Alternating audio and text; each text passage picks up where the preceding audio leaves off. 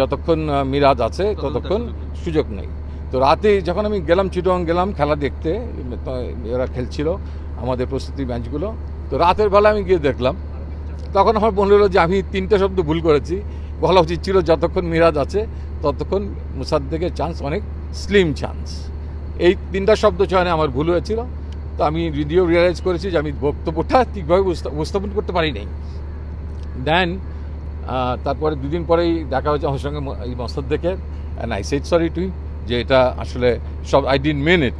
ভালোই হলো আপনি প্রশ্নটা রেজ করে, একদিক দিয়ে ভালোই হলো। সো তার সঙ্গে আমি ওই দিন 48 আওয়ার্স এই বার্তাটা পৌঁছে দিতে পেরেছিলাম। আসলে ধারাবাহিক যদি কোনো ব্যাটসম্যান থাকে, যেটা আমরা বলতাম আগে ম্যান ইন ফর্ম কিন্তু একটা দলের অনেক কিছু বদলে দিতে পারে, যেটা মানে ধারাবাহিকতার প্রসঙ্গে আমাকে আবারও টেনে আনতে হচ্ছে যে আসালঙ্কা 3টা ম্যাচের মধ্যে একটাতে একদম বড় ইনিংস খেলে দিল, ডিপ পর্যন্ত ব্যাটিং করলো, আরেকটাতে 50 করলো গতকাল।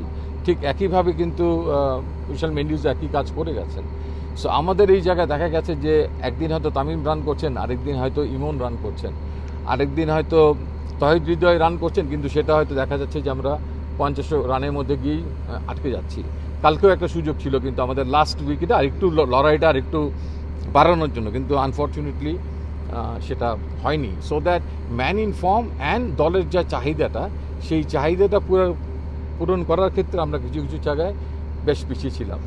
সেই জায়গাটা আমাদের ওয়ার্ল্ড ক্রিকেট যেভাবে আগাচ্ছে সেদিকে ধাবিত যদি আমরা হতে না পারি, হয়তো আমাদের একটা জায়গায় একটু বেটারমেন্ট আমি লক্ষ্য করছি। সেটা হয়তো বলবেন যে 10 ওভার বাকি থাকতে 15 ওভার বাকি থাকতে আমরা ওয়ানডে ফরম্যাটে খেলা শেষ আউট হয়ে গেছে। এটা আমাদের জন্য ভেরি অ্যালার্মিং একদিক থেকে। বাট সেকেন্ড দিক থেকে যে জিনিসটা, যেখানে আমরা খেলা শেষ করেছি সেখান থেকে কিন্তু যদি আমাদের হাতে উইকেট থাকতো আমরা খেলাটা জেতার মতো একটা অবস্থায়, এতগুলো বল আমাদের হাতে ছিল। সো একটা প্লাস পয়েন্টের পাশাপাশি আর একটা দিক হচ্ছে যে আমরা উইকেটে আমাদের অবস্থানটা সুদৃঢ় করতে পারছি না, লম্বা করতে পারছি না। দুই দিক থেকে যদি উইকেট পড়ে যায় তাহলে সেই ম্যাচ জেতা অনেক অনেক কঠিন হয়ে যায়। সো দ্যাট লম্বা খেলতেই হবে, সেটা 20 ম্যাচে ওভারের ফরম্যাটটায় ভিন্ন আলোকে, এবং 50 ওভারের খেলাতে এখন মনে হয় যে অগণিত বল, অনেক 300 বল এখন অনেক বল। এখানে ইনকনসিস্টেন্ট থাকলেও দেখা যাচ্ছে কেউ না কেউ রান করছে। সো দ্যাট আপনাকে তো একটা ল অফ অ্যাভারেজ হিসাব করতে হবে।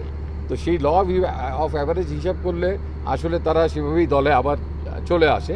তবে আমাদের হাতে যদি কম্পিট করার মতো অনেক বেশি অপশনস থাকতো তাহলে নিশ্চয়ই আমরা সেদিকে ধাবিত হতাম। বাট 2-1টা অপশন যে আগামীতে আমরা যাব না তা নয়, তাদের দিকে আমাদের চোখ। দেখেন, আপনি শুধু ব্যাটার বলবো না, আমি বলবো যে দল হিসাবে আসলে আমাদের বোলিংয়ের ক্ষেত্রেও আমাদের যে শার্পনেসটা ছিল, এক আসিতাকে কেন্দ্র করে কিন্তু তাদের বোলিং আবর্তিত হয়েছে, এবং তার সঙ্গে যারা এসছে এই কালকেও দেখেন এই দুজনে মিলে কিন্তু 15 ওভার আমাদের 6টা উইকেট নিয়ে গেছে। টেস্ট ম্যাচেও আমরা তাই দেখেছি। সো দ্যাট আমাদের ঠিক বোলার ইউনিটও ঠিক একইভাবে একটু অনুজ্জ্বল ছিল ব্যাটসম্যানদের পাশাপাশি।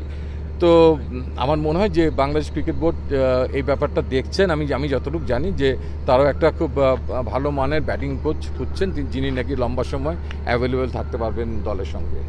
Download T-Sports app to enjoy exciting games and highlights. Visit tsports.com.